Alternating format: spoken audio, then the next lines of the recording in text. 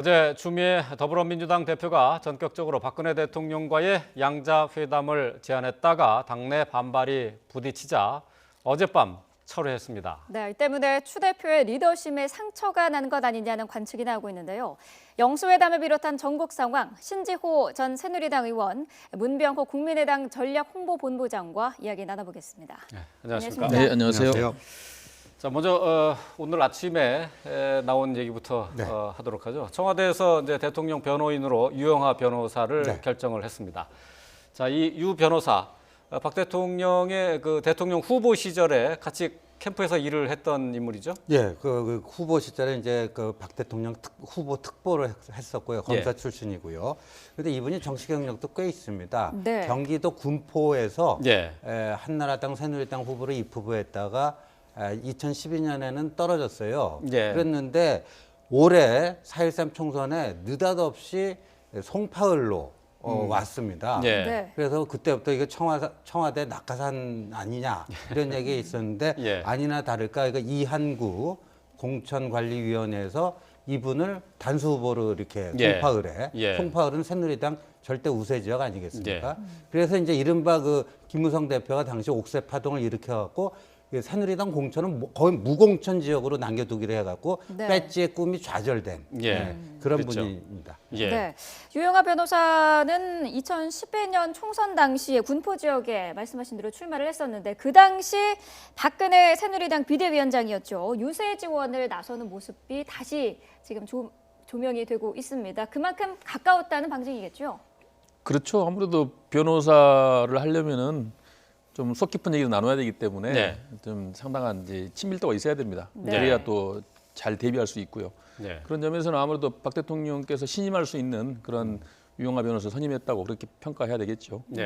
친박에 아주 가까운 박근혜 대통령과 가까운 인사가 이제 변호인으로 활동을 하게 되는데 이제 검찰에서는 애초에 그러니까 오늘 아니면 내일 조사를 하겠다 이렇게 밝혔었어요. 근데 청와대에서는 이 조사 시기를 좀 늦췄으면 하는 이제 의향을 보이고 있고 이번 주가 아니라 다음 주쯤 했으면 좋겠다. 이제 이 부분에 대해서도 이제 유영하 변호사가 검찰과 협조를 해야 되는 거죠. 네, 그렇습니다. 사실은 지난 일요일 날 제가 YTN에 출연을 해서 수사 시기가 좀 빠르다. 제가 볼 때는 수사할 대상도 굉장히 방대하고 또 수사 시기가 빠른 걸로 봐서는 이 수사 대상의 몸통을 최순실로 겨냥하고 박근혜 대통령에 대한 면죄부 주는 그런 수사가 아니겠냐 그렇게 예측을 했거든요.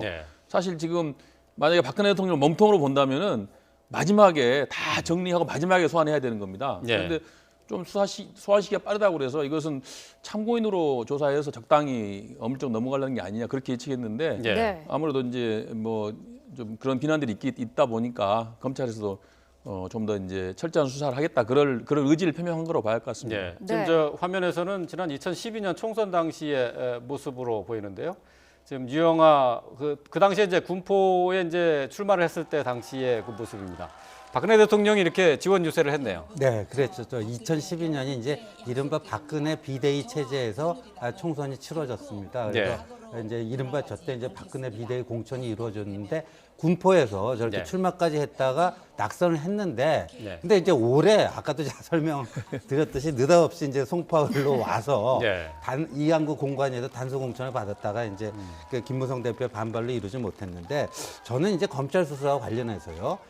이제 그 20일이 최순실 구속 기간 만료 아닙니까? 20일이 일요일이니까 일요일이니까 19일에는 기소를 하겠다는 거 아닙니까? 기소를 하게 되면 공소장이 있어야 됩니다. 근데 공소장에 과연 지금과 같은 시국에서 검찰이 박근혜 대통령 이름을 빼버린다거나 박근혜 대통령에게 아까 우리 문병호 본부장 말씀하신 것처럼 무슨 면죄부를 주는 듯한 이런 식으로 검찰이 만약에 공소장을 쓴다면 제가 봤을 때는 이 촛불이 말이에요. 이제 광화문이 아니라 저 검찰이 있는 서초동을 향해 가지 않을까.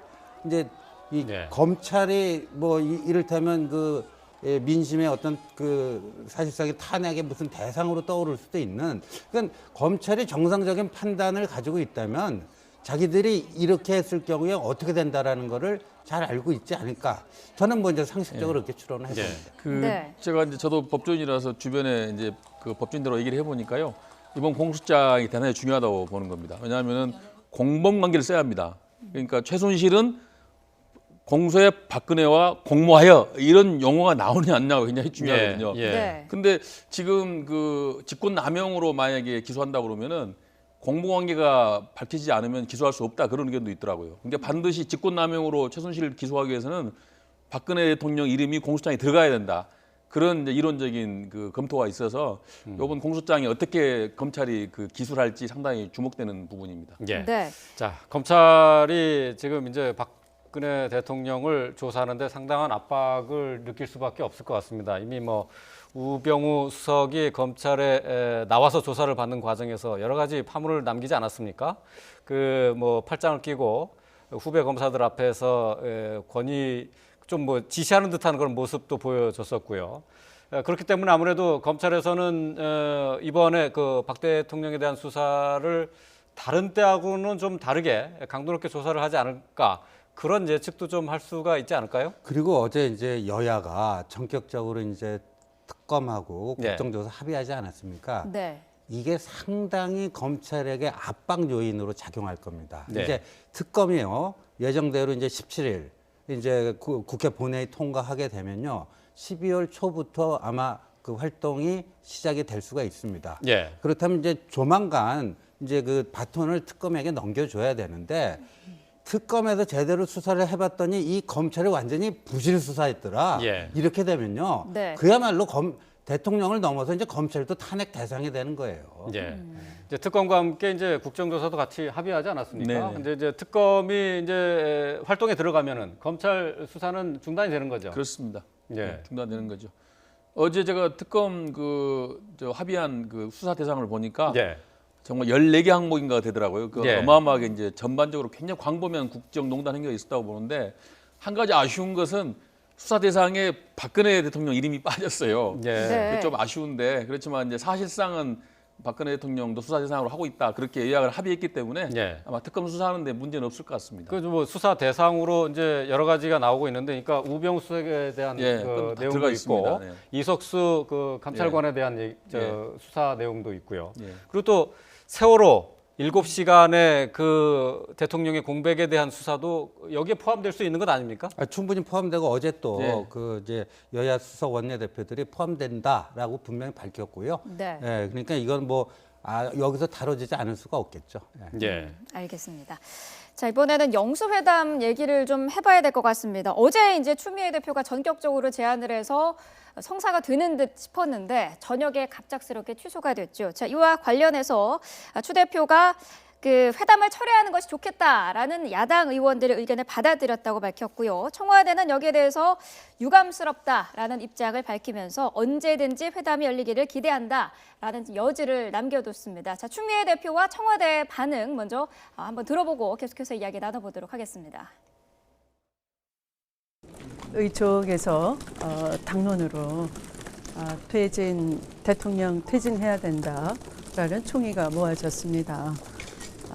그래서 뭐 그 뜻을 존중해서 이미 의사가 밝혀진 만큼 뭐 회담은 그 철회하는 것이 좋겠다라는 의견을 주셨고, 그래서 그런 뜻을 존중하는 겁니다. 국정 정상화와 전국 안정을 위한 대화를 기대했으나 어젯밤 일방적으로 회담 취소를 통보해온 데 대해 유감스럽게 생각합니다. 앞으로도 청와대는 영수회담이 언제든지 열리기를 기대합니다. 야당도 전국 정상화를 위해 책임 있는 자세로 임해줄 것을 촉구합니다. 네. 추미애 대표의 갑작스런 영수회담 제안, 당황스러웠던 것은 국민의당이 아닌가 싶습니다. 저희는 당황스럽지 않았습니다. 그렇습니까? 예, 뭐 헛발질이라고 저는 일찍이 평가를 했고요. 예.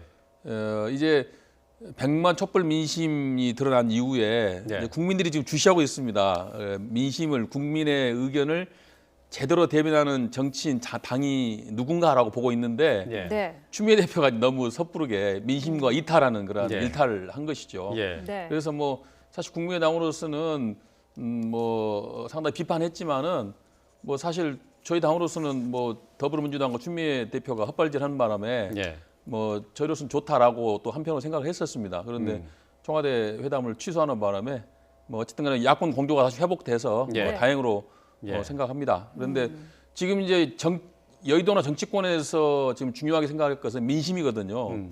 근데 어제 추미애 대표는 사실 이 촛불 전국의 민심의 대표로 자기가 대표다 이런 착각을 하신 것 같아요. 예. 사실 이번 촛불 전국은 국민들이 만든 겁니다. 그 여의도 정치나 예. 뭐 정당은 거기에 편승해서 무슨 이득을 취하려면 안 되고요. 예. 국민의 마음을 민심을 충분히 대변하는 그러한 자세를 예. 갖는 것이 중요하다고 봅니다. 예, 바로 네. 그것 때문에 이제 추미애 대표가 어제 의총에서도 강력하게 반발에 직면을 했고 상처를 좀 많이 입지 않았습니까? 네, 상처를 많이 입었죠. 그래서 이거는 참 회복하기 힘들 정도의 상처가 될 수도 있겠다. 그래서 네. 지금 그 새누리당은 이정현 대표가 사실상 식물 대표가 돼버렸고 제1야당인 이제 더불어민주당의 추미애 대표도 그 굉장히 이게 상처를 입지 않았나. 그렇다면 이제 어차피 국회에서 이제 3당 원내대표들을 중심으로 네. 보호를 풀어나갈 수밖에 없겠다. 이런 네. 판단이 드네요. 네. 정진석 새누리당 원내대표도 어제 이 사태에 대해서 뭐 정말 어처구니 없다라는 반응을 내놨는데요. 이 부분도 한번 들어보도록 하겠습니다. 어제 민주당은 박근혜 대통령과 민주당 대표가 영수회담 개최를 합의된 지 하루도 되지 않아 무산시켰습니다. 정말 안타까운 여의도 생활 10수년 만에 이런 황당한 경우는 제가 처음 봅니다. 군소정당도 아닌 제1야당인 민주당이 과연 국정수습의 의지가 있는 것인지 근본적인 의문이 들지 않을 수 없습니다. 민주당 의원들이 무조건적 대통령 퇴진을 추미애 대표에게 당론으로 강요한 데 이어서 영수회담마저 집단적으로 봉쇄한 어처구니 없는 상황입니다. 네, 어처구니 없는 상황이다라고 이제 정진석 그 원내대표가 강하게 반발하는 모습을 보였는데, 자 여기에 대비를 해서 국민의당 박지원 원내대표 지금 저 비대위원장이죠. 네네. 예, 지금 뭐 이 어제 그 영수회담 철회에 대해서 환영한다 하는 뜻의 발언을 했습니다. 자 오늘 아침 한 발언인데요, 들어보시겠습니다. 추미애 민주당 대표께서 오늘로 예정됐던 청와대 회담을 취소한 것을 다시 한번 진심으로 환영하고 추미애 대표의 결단에 높이 평가를 합니다. 특히 전화위복의 계기를 만들기도 했습니다.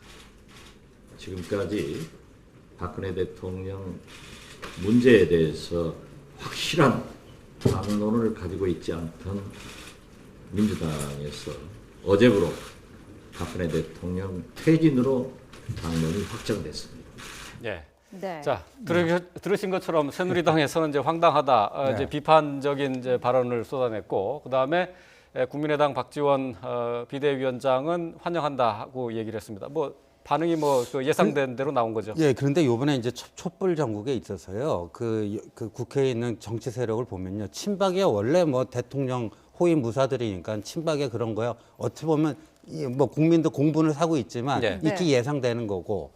그런데 저는 보니까 이 추미애 대표를 비롯해서 이른바 친문 세력들이 제일 일관성 없이 갈짓자 오락가락 행보를 한 거 아니냐. 처음에 거국내각 하다가 새누리당이 받겠다니까 그건 아니고 완전히 손 떼고 이선 후퇴해라. 네. 그리고 또 뭐 청와대에서 검토할 것처럼 보이니까 그것도 아니고 이제는 뭐 퇴진이다. 네. 그리고 이 어제 저는 추미애 대표가 이게 생뚱맞은 제안인데 그 배경에는요, 그 전날 새누리당 비박계에서 김무성 대표가 탄핵하자 네. 이렇게 나오니까 국민의당 뭐 정의당 다 그렇게 할 수 있는 것처럼 가는데 본인들이 입장을 못 정하고 이렇게 하다가 뭔가 그 돌파구로 압박을 느껴서 그 청와대에 이렇게 덜컥 제안했다가 오히려 네. 본인 망신만 자초한 결과를 초래한 게 아닌가 이런 생각이 드네요. 네. 어쨌든 예. 박 전 대표께서 잘 말씀하셨는데 우리 국민의당은 뭐 추미애 대표가 뭐 야당 공조로 일탈해서 혼자서 뭔가 광을 좀 팔려고 했던 거를 비판을 했지만은 우리가 좀 어른스럽게 그렇지만은 그걸 설득을 하고 다시 이렇게 야권 공조를 회복하는데 우리가 앞장서자. 그리고 야권 공조만큼은 굳건히 지켜나갈 중요한 포인트다. 이렇게 제가 결론을 어제 냈습니다. 그래서 아침에 박 전 대표께서도 아마 야권 공조 회복에 대해서 환영하고 추미애 대표가 뭐 실수했지만은 뭐 앞으로 잘해보자 그런 의견을 피력했습니다. 네. 자, 근데 박지원 대표 같은 경우에는 박 대통령처럼 추미애 대표도 비선이 있다 이렇게 지금 비판을 한 부분이 있습니다. 네네. 네, 이 부분은 어떤 내용인가요? 추미애 대표께서 여야연구소담을 결정하는 과정에서 대부분 몰랐어요. 네. 예, 당직자들도 몰랐고 또 제가 알기로 우상호 대표도 알긴 알았지만은 결정까지는 아마 몰랐던 걸 알고 있습니다. 그러니까 소위 말하는 그 한광옥 대표, 지금 한광옥 비서실장과 또 김민석 특보단장, 또 동교동계 구민주당 이런 쪽의 어떤 비선이 움직여서 이번 영수담을 만드는 게 아니냐 그렇게 이제 문제제기가 있었고요. 그래서 추미애 대표도 이제 앞으로 좀 더 당 운영함에 있어서 좀 더 공적인 라인을 통해서 결정을 해라. 비선에서 뭐 공적도 모르는 그러한 비선에서 자꾸 결정해가지고 뭘 하면은 박근혜 대통령하고 다를 게 뭐가 있느냐 이렇게 지금 지적을 받고 있는 것이죠. 자, 영수회담 때문에 한바탕 논란을 빚었던 더불어민주당 오늘 당론으로 박근혜 대통령의 퇴진을 채택을 했습니다. 자, 오늘 아침 우상호 원내대표의 얘기를 어제 당론으로 결정했고요. 우상호 원내대표의 발언 내용을 잠시 좀 들어보겠습니다. 어제 추미애 대표와 박근혜 대통령 간의 회담은 무산됐습니다만 바로 우리 더불어민주당이 결정한 당론을 전달하기 위해서 만나려고 했던 것이기 때문에 지금 이 자리에서 다시 대통령에게 정식으로 요구합니다. 국민의 요구, 또 야당의 요구, 시민사회의 요구에 귀 기울여서 본인의 거취를 하루빨리 결단해 주시기 바랍니다. 예, 야당의 전국 해법이 이제 조금씩 수렴돼 가는 것 같은데요. 그 전까지는 뭐 이선 후퇴다 또는 또 퇴진이다, 탄핵이다 이거 가지고 좀 의견이 맞지 않았었는데요. 근데 야권이 좀 어느 정도 의견을 모아가는 것으로 보이는데 어떻습니까? 예, 그렇습니다. 이게 약간 이제 이선 후퇴냐 또 총리 문제, 탈당 문제 이런 걸로 좀 혼선이 있다가 이제 뭐 퇴진으로 정리된 것 같습니다. 정의당이 제일 먼저 앞장섰고요. 국민의당이 지난주에 퇴진 결정을 했고 민주당이 어제 퇴진 결정을 했습니다. 그래서 이제 더 이상 이제 100만 촛불 민심은 그 대통령의 즉각적인 퇴진이기 때문에 타협을 할 수가 없다. 그리고 지금 국민들이 봤을 때도 자격과 능력이 없는 대통령이 그 자리에 앉아 있으면 안 된다. 그리고 뭐 일부에서는 대통령께서 뭐 하야하면은 그것이 혼란이다라고 하지만은 그것은 헌법 절차에 있는 것입니다. 대통령이 문제가 있고 자격이 없고 능력이 없으면은 그 바꾸는 절차가 헌법에 나와 있기 때문에 이것은 결코 혼란이 아니다. 오히려 자격과 능력이 없는 대통령이 그 자리에 앉아 있는 것이 국가 위기고 혼란이다 이렇게 지금 지적을 하고 있습니다.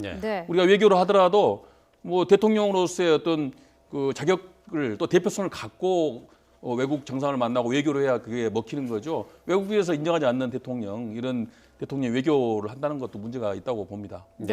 그렇다면 지금 상황에서는 야권에서 합의에 의한 어떤 대통령과의 영수회담이라든지 이런 거는 아직까지는 계획이 없으신 건가요? 그것은 이제 대통령께서 거취를 결정해서 내가 대통령으로서의 자리를 내려놓겠다. 라는 걸 전제로 해서 그 어떤 퇴진 절차를 상의하는, 그래서 어떤 총리를 세우고 어떤 내각을 구성하고 또 사후에 전국 운영과 다음 대선 관련 어떻게 한다. 이런 것이 전제가 됐을 때는 만나서 통일할 수 있지만은 대통령께서 그냥 적당히 어물쩍 대통령 자리를 유지하면서 어떤 협상을 통해서 총리 자리를 뭐 야권에 줄 테니까 내가 대통령 되는 것을 인정해 달라. 이런 식의 협상은 이제 할 수 없는 것이죠. 근데 이제 제가 야당의 주장을 보면요. 충분히 심정적으로 공감이 가는데 일반 국민들이 그렇게 얘기하는 건 충분히 이해가 가요. 근데 이제 정치인들은 이 현실성 있는 해결 방안을 제시해야 될 거 아닙니까? 그런데 세계 역사상 보면요.